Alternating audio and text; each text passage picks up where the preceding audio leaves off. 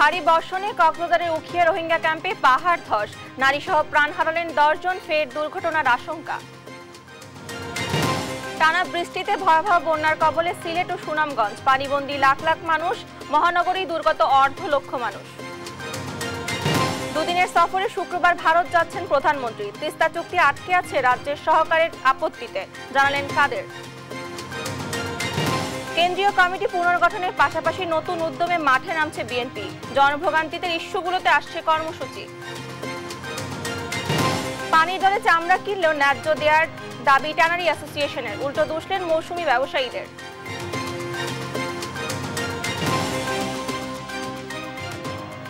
আমন্ত্রণ সংবাদ রাতে, দেখছেন একেএস টিম টিভার সংবাদ শিরোনাম, সঙ্গে আছি আমি ডানা ইসলাম। এবারে বিস্তারিত।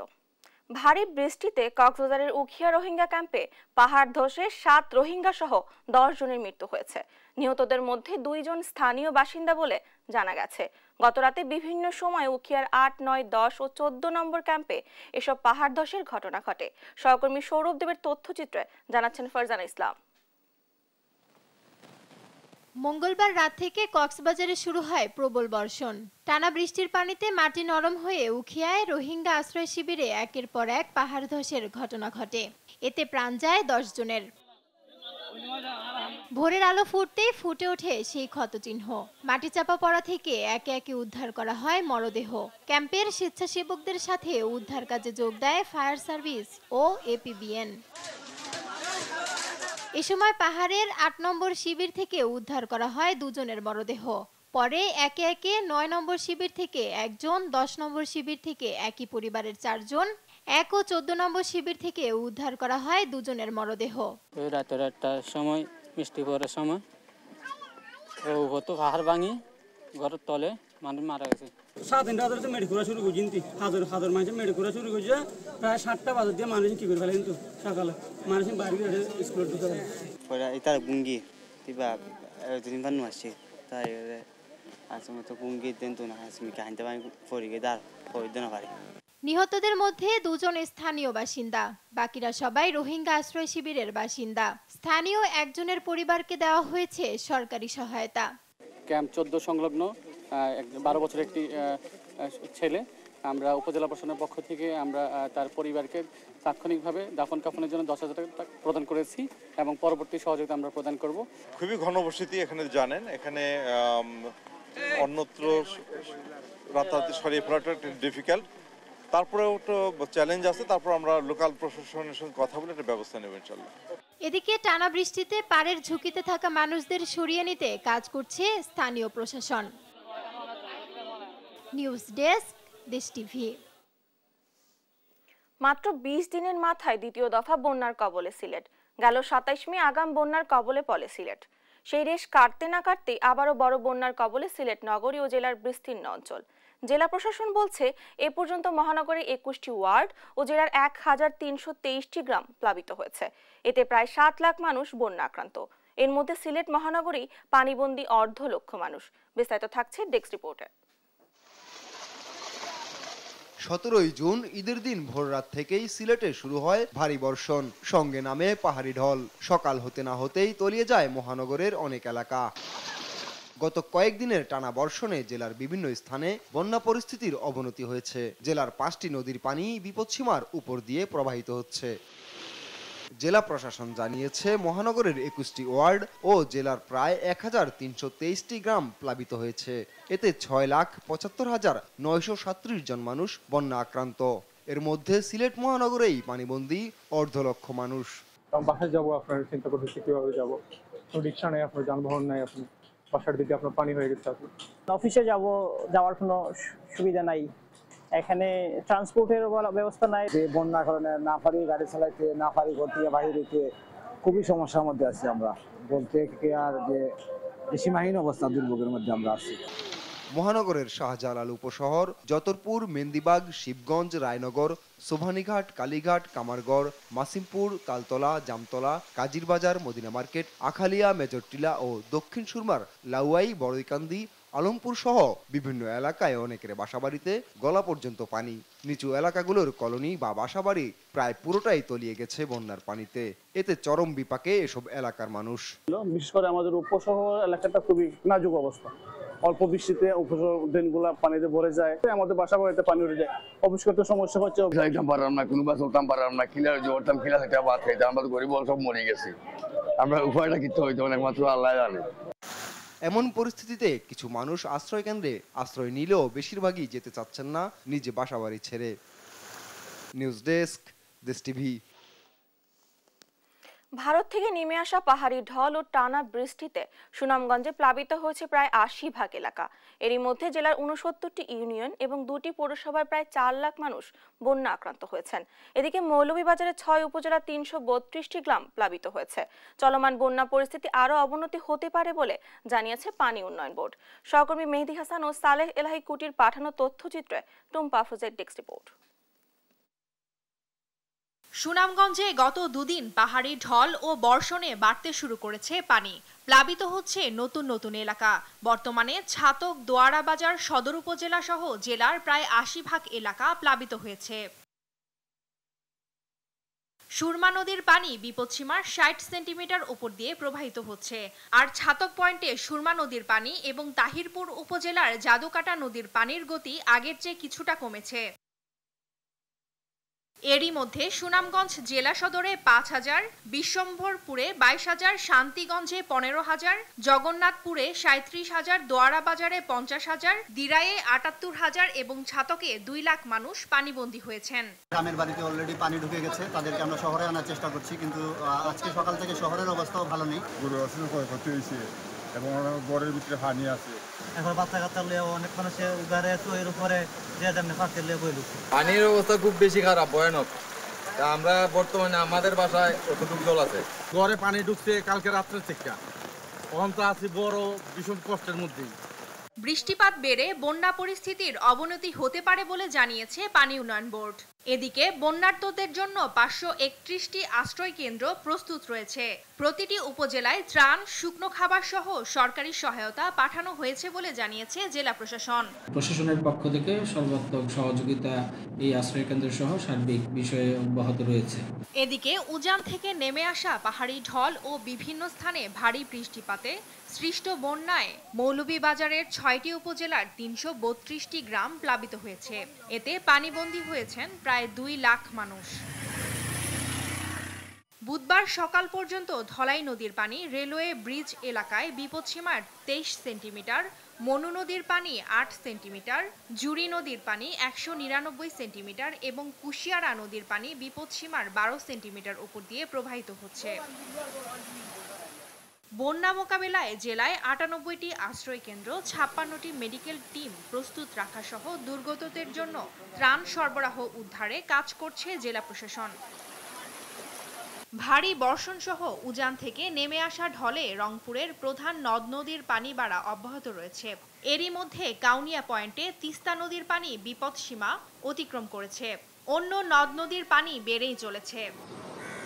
নদী তীরবর্তী নিম্নাঞ্চলে পানি উঠতে শুরু করেছে।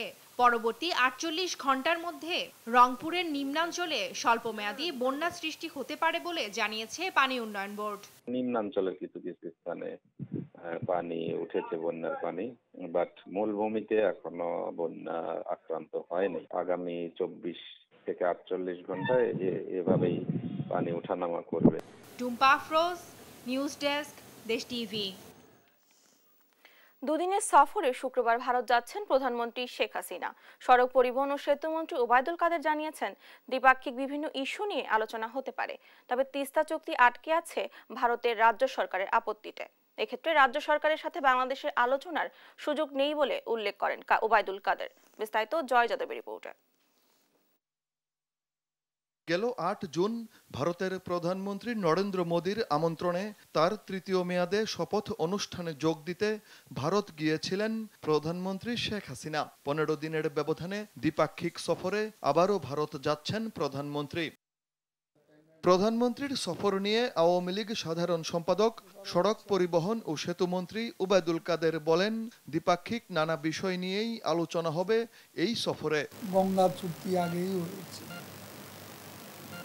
এখন আমরা তিস্তা আর ফেনী নদীর কথা বিভিন্ন নদীর পানি বন্টন নিয়ে বলি, সেগুলো আলাপ আলোচনা পর্যায়ে রয়েছে।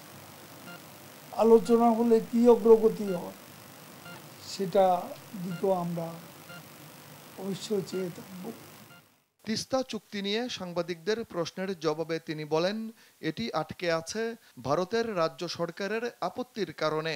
তিস্তা সেখানে রাজ্য সরকারের একটা সাপোর্টের বিষয় আছে, এটা তো ভারত সরকারের বিষয়। তারা তাদের রাজ্য সরকারকে এ ব্যাপারে সূচক অবস্থানে নিয়ে আসবে, এটা তো সেন্ট্রাল গভর্নমেন্ট ফেডারেল গভর্নমেন্টের কাজ ভারতের। এখন ভারতের কোনো রাজ্য সরকারকে এ ব্যাপারে পার্সু করা, তাদের সাথে আমাদের তো আলোচনার কোনো সুযোগ। দুদিনের রাষ্ট্রীয় সফরে শুক্রবার দুপুরে ভারতের উদ্দেশ্যে রওনা দেবেন প্রধানমন্ত্রী শেখ হাসিনা। সমাধান তো হয়েছে। জয় যাদব, দেশ টিভি, ঢাকা। মিয়ানমার আক্রমণে এলে বাংলাদেশ বসে থাকবে না বলে জানিয়েছেন সড়ক পরিবহন ও সেতুমন্ত্রী ওবায়দুল কাদের। সকালে সচিবালয়ে তিনি বলেন, সেন্ট মার্টিন ইস্যুতে বিএনপির অভিযোগের জবাবে তিনি বলেন, দেশের সার্বভৌমত্ব বহাল আছে।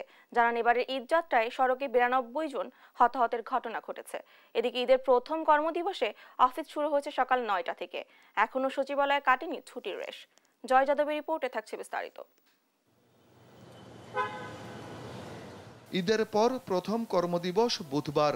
সরকারের পূর্ব নির্দেশনা অনুযায়ী এদিন অফিস শুরু হয়েছে সকাল 9টা থেকে, চলে বিকাল 5টা পর্যন্ত।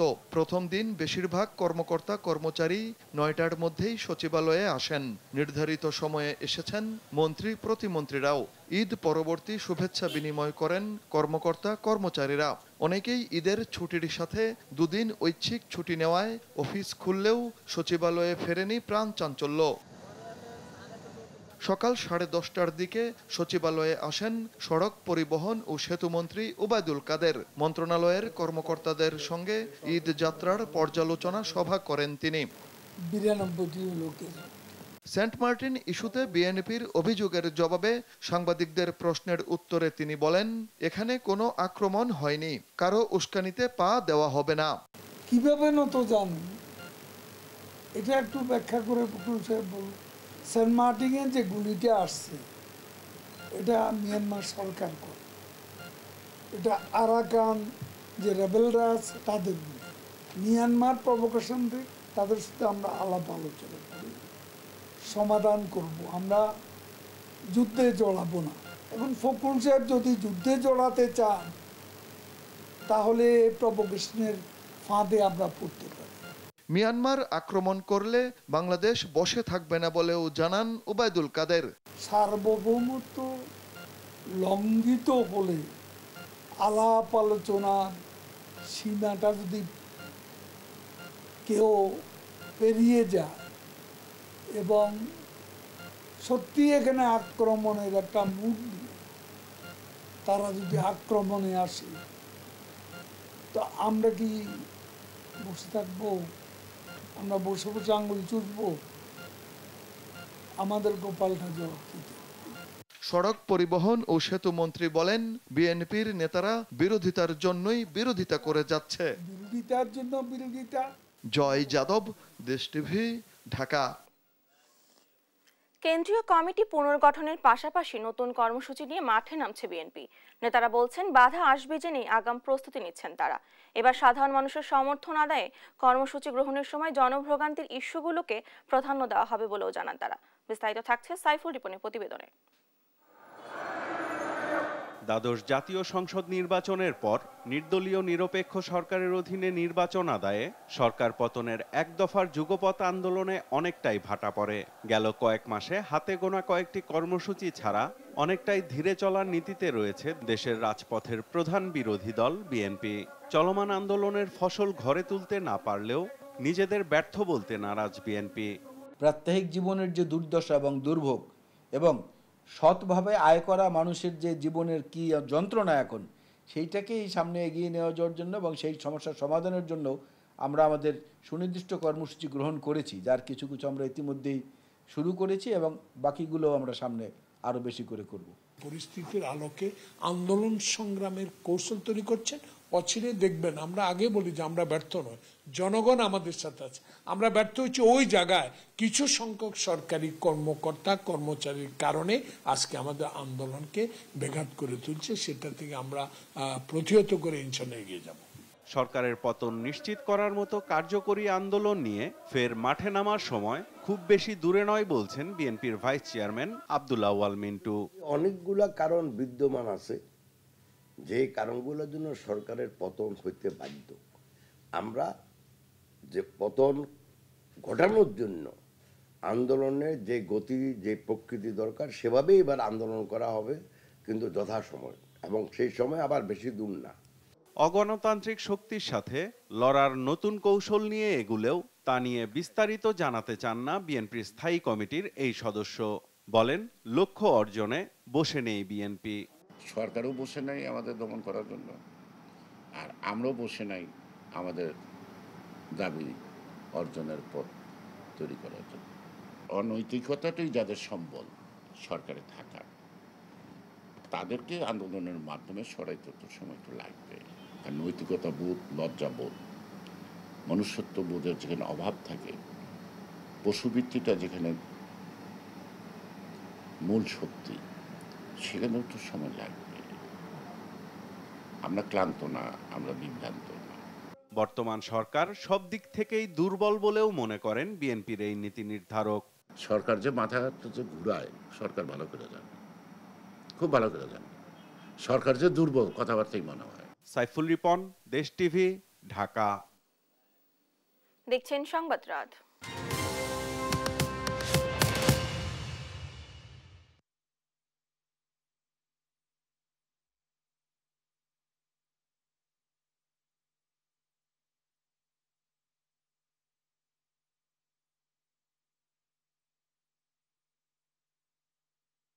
এবার জানাবো ডেটল অ্যান্টিসেপটিক সোপের সৌজন্যে পরিচ্ছন্নতার খবর। সংকটে ধুঁকছে দেশের দ্বিতীয় বৃহত্তম রপ্তানি খাত চামড়া শিল্প। বিশ্ববাজারের সাথে তাল মেলাতে না পারায় পিছিয়ে যাচ্ছে এ খাত। ঈদকে কেন্দ্র করে সরকার চামড়ার দাম নির্ধারণ করে দিলেও তার প্রভাব নেই বাজারে। নানা অজুহাত দেখিয়ে কম দামে চামড়া কিনছেন এ খাতের ব্যবসায়ীরা। যদিও সংবাদ সম্মেলনে এসে আবার নিজেদের পক্ষেই সাফাই গাইলেন ট্যানারি মালিকদের নেতারা। মাজহারুল ইসলামের রিপোর্টে থাকছে বিস্তারিত। অন্যান্য বছরের মতো এবারও পানির দামে চামড়া বিক্রি করতে হয়েছে কুরবানি দাতাদের। সরকারের বেঁধে দেওয়া দামে চামড়া কিনে বড় লোকসানের মুখে পড়েছেন মৌসুমী ব্যবসায়ীরা। কিন্তু ঈদ পরবর্তী সংবাদ সম্মেলনে এসে বাংলাদেশ ট্যানার্স অ্যাসোসিয়েশনের নেতারা দাবি করলেন, সরকারের বেঁধে দেওয়া দামেই ব্যবসায়ীরা চামড়া সংগ্রহ করছে। মৌসুমী ব্যবসায়ী আপনার কিন্তু 500-600 টাকা এই চামড়া কিনেছে, কিন্তু ট্যানারি মালিক কিন্তু কোনোভাবেই আপনার কিন্তু 800-র উপরের আপনার দাম দিয়ে আপনার কিনেছে, 800 টাকা থেকে 1000 টাকা পর্যন্ত। উৎপাদন ব্যয় বাড়ছে এবং পাশাপাশি আমার যে ব্যাকওয়ার্ড লিঙ্কেজ এখানে আপনার প্রতিষ্ঠিত হয়নি, আমার কেমিক্যাল কোনো ইন্ডাস্ট্রি প্রতিষ্ঠিত হয়নি, অথচ আমাদের পার্শ্ববর্তী দেশ ভারতেও কিন্তু 90% আপনার কিন্তু ব্যাকওয়ার্ড সাপোর্ট দিচ্ছে, অথচ আমাদের এখানে একটা শিল্প প্রতিষ্ঠানও গড়ে ওঠে নাই। ট্যানার্স অ্যাসোসিয়েশনের সাধারণ সম্পাদক উল্টু চামড়ার দাম না দেওয়ার দায় চাপালেন মৌসুমী ব্যবসায়ীদের উপর।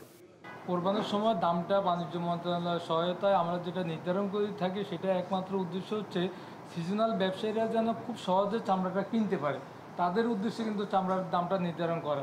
তো সেই ক্ষেত্রে কিন্তু ট্যানারি মালিকরা লবণযুক্ত চামড়াই কিনে, দামটা ওইভাবে দেওয়া হয়। তো আমরা মনে করি যারা সিজনাল ব্যবসায়ী তাদের জানা উচিত, বোঝা উচিত লবণযুক্ত দাম কত আর লবণ ছাড়া কত। নিজেদের সীমাবদ্ধতার কথা তুলে ধরে এফবিসিসিআইয়ের সহ সভাপতি আমিন হেলালি বলেন, একদিনে সব চামড়া সংগ্রহ করা সম্ভব না। একদিনে এত পশুর চামড়া একদিনে বা এক সপ্তাহের মধ্যে এগুলো বা এক মাসের মধ্যে প্রসেস করা সম্ভব নয়। এটা একটা, আপনারা জানেন যে প্রায় 50% আমাদের টোটাল যে ক্যাপাসিটি তার 50% আমাদের কোরবানির ঈদ থেকেই আসে। সুতরাং আমি মনে করি এটা আর একটু আধুনিক ব্যবস্থাপনায় আমাদের যাওয়া উচিত, সবাই সম্মিলিত প্রচেষ্টার মাধ্যমে। দেশে মোট চামড়ার 50 সংগ্রহ হয় কুরবানির ঈদে। তবে চামড়ার দাম দিন দিন কমে যাওয়ার যেসব কারণ ট্যানারি মালিকরা তুলে ধরলেন, বাস্তবতার সঙ্গে তার তেমন মিলই খুঁজে পাওয়া যায় না। মাজহারুল ইসলাম, দেশ টিভি, ঢাকা। হিস্সা বুঝিয়ে না দিয়ে উল্টো সিটি কর্পোরেশনের জমিতে নির্মিত ভবনের সব লুটেপুটে খাচ্ছে বোরাক রিয়েল এস্টেট ও 5 তারকা হোটেল শেরাটন।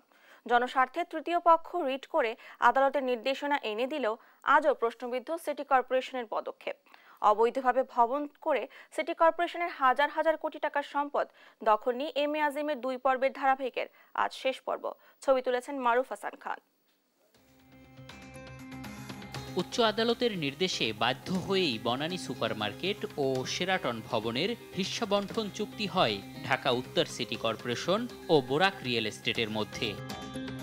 এরপর কেটেছে 7 মাস। তবে বাস্তবে কি সিটি কর্পোরেশনের অংশ ছেড়ে দিয়েছে বোরাক? জানতে প্রথমেই শেরাটন ভবনে দেশ টিভি টিম। 28 তলার এ ভবনের নিচতলায় রয়েছে সিটি কর্পোরেশনের মার্কেটের ব্যানার মাত্র। সেখানে দাঁড়াতেই বাধা শেরাটন নিরাপত্তা কর্মীদের।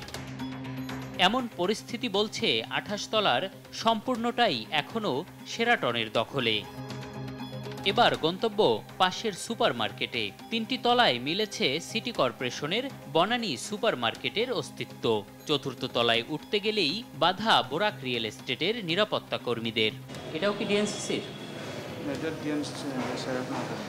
এ দুটি ভবনের 20 তলা সিটি কর্পোরেশনের দখলে থাকার কথা থাকলেও শেরাটন আর বোরাক যে সবটা লুটেপুটে খাচ্ছে তারই বিবৃতি মার্কেট সভাপতির কথায়। হাউজিং করতে গিয়ে সে যখন 16 তলা করে ফেলছে আর সিটি কর্পোরেশন খুব ইজি মনে করছে, সে ওই সামনের জায়গাটাও লিজ নিয়ে নিছে, পার্কিংটা আমাদের খালি জায়গাটা ওইখানে যে 30 তলা ফাউন্ডেশন 30 তলা করে ফেলছে। তাহলে আদালতের নির্দেশনার পরও যে চুক্তি তা কি শুধুই দেখানো? জানতে মেয়রের মুখোমুখি দেশ টিভি। এখনো চিঠির মধ্যেই সীমাবদ্ধ বলে জানান উত্তর সিটি কর্পোরেশনের মেয়র আতিকুল ইসলাম। 30 তলা পর্যন্ত যেটা আছে পুরোটাই তাদের আমরা ট্যাক্স দিয়ে, তার সাথে আমাদের নেগোসিয়েশন হচ্ছে, তারা আমাদের ভাড়া দিবে। Thank you. উচ্চ আদালতে রিট করে হাজার কোটি টাকার সম্পদ সিটি কর্পোরেশনকে ফিরিয়ে দেওয়ার নির্দেশনা এনে দেওয়ার পরও সিটি কর্পোরেশনের নিতে না চাওয়ার প্রবণতায় হতাশ আইনজীবী। সবকিছু দেওয়ার পর সিটি কর্পোরেশন যদি নিতে গড়িমসি করে না নেয়, তাহলে তো এখন আরেকটা মামলা দুদকে গিয়ে করা লাগে সিটি কর্পোরেশনের বিরুদ্ধে। আপনারা রিপোর্ট করেন, প্রয়োজনে আমরা সিটি কর্পোরেশনের বিরুদ্ধে করব। কারণ সমস্যা হয়েছে কি, এত 2 নাম্বার লোকের দেশে আপনি কাজ করা খুবই টাফ।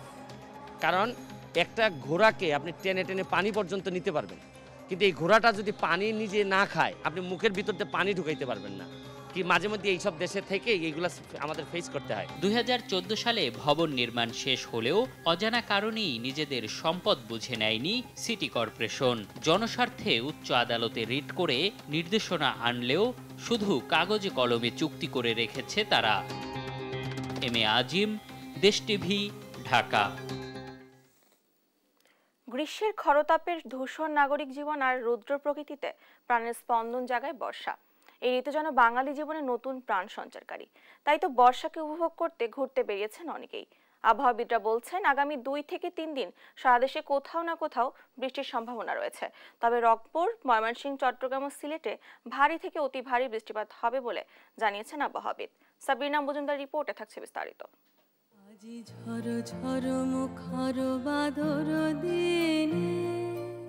আকাশে মেঘের ঘন ঘটা জানান দিচ্ছে বর্ষার। প্রকৃতি সেজেছে তার আপন রূপে। গ্রীষ্মে যে নগরী তাপপ্রবাহে ছিল জীর্ণ, তপ্ত, রুক্ষ, সে নগরীতে বর্ষা যেন নিয়ে আসলো শান্তির ছোঁয়া। কেবল কাব্য কবিতার সঙ্গেই নয়, বর্ষা মিশে আছে বাঙালির জীবনের সঙ্গেও। তাই তো পিচ ঢালা নগরীতে বর্ষাকে উপভোগে বেরিয়েছেন কেউ কেউ। বর্ষার সৌন্দর্য উপভোগে কেউ বের হয়েছেন পরিবার নিয়ে, কেউ দিচ্ছেন বন্ধু বান্ধবের সাথে আড্ডা। প্রকৃতির এই যে সান্নিধ্য, এটা অবশ্যই খুব চমৎকার। ওয়েদারটা যেহেতু এত সুন্দর, তাই আমরা ভাবলাম যে শাড়ি পরেই বের হই। আর বর্ষা আসলেই সবার মনটা এমনিতেই ফুরফুরা হয়ে যায়। সবাই একটা আশায় থাকে যে বৃষ্টি কখন নামবে। ঋতু আসলে উপভোগ করার বিষয়। হ্যাঁ, এর সাথে একাত্মতা প্রকাশ করে বর্ষাকে উদযাপন করার মতোই একটি বিষয় আমার কাছে মনে হয়। আবহাওয়াবিদরা বলছেন আগামী 2 থেকে 3 দিন সারা দেশে কোথাও না কোথাও বৃষ্টি হবে। তবে রংপুর, ময়মনসিংহ, চট্টগ্রাম, সিলেটে ভারী থেকে অতি ভারী বৃষ্টিপাত হতে পারে। আগামীকালকে থেকে বৃষ্টির আমাদের প্রবণতা এখন দেখতে পাচ্ছি সারা দেশে, অথবা সারা দেশে এটা আরও বৃদ্ধি পেতে পারে আগামী কয়েকদিন। রংপুর, ময়মনসিংহ এবং সিলেট এবং চট্টগ্রাম, এই 4টা বিভাগে আমাদের ভারী থেকে অতি ভারী বর্ষণ হতে পারে। ভারী বর্ষণের কারণে চট্টগ্রাম ও সিলেট বিভাগে পাহাড়ি এলাকায় কোথাও ভূমিধসের আশঙ্কার কথাও জানিয়েছে আবহাওয়া অফিস। কোথাও কোথাও যেমন আমাদের পাহাড়ি এলাকা যেমন চট্টগ্রাম এবং সিলেট এই দুইটা যে আমাদের ডিভিশনে যেহেতু পাহাড়ি এলাকা সেখানে ভূমিধসের সম্ভাবনা আছে। তবে ঢাকায় বৃষ্টি হলেও অতি ভারী বর্ষণের সম্ভাবনা নেই। সাবিনা মজুমদার, দেশ টিভি, ঢাকা। দেখছেন সংবাদ রাত।